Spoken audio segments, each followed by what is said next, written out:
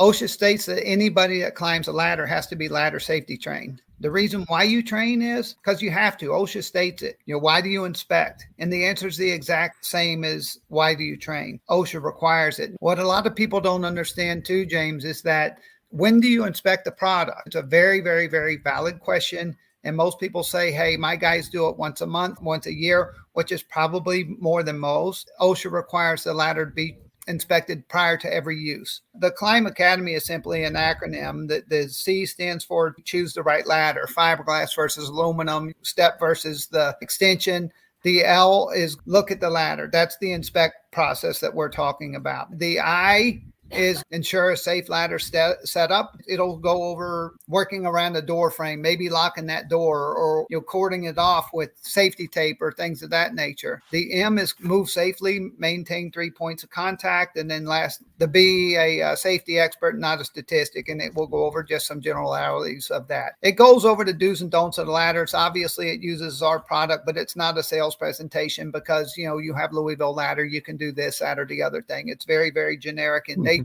It's a great tool, and it typically takes about 30 or 40 minutes to run the video. What I actually like to do is to bring in some specialty products like we have today and show those products at the end because, you'll be surprised once you've done this, you're going to find out that they've got some issues. When I come into a facility, where I always like to start is to the damaged ladders. Why do I want to go straight to the damaged ladders? Damaged ladders tell a story. I can tell a lot by looking at the damaged ladders of what's going on. Do we have an abuse issue? Do we have somebody doing something they shouldn't be doing on the ladders? One of the things you talked to me was the cost of the ladder. So what's the cost there? So if you've got a pile of 30 to 40 ladders, you can look those guys straight in the eye and go, hey, how much money you got sitting here?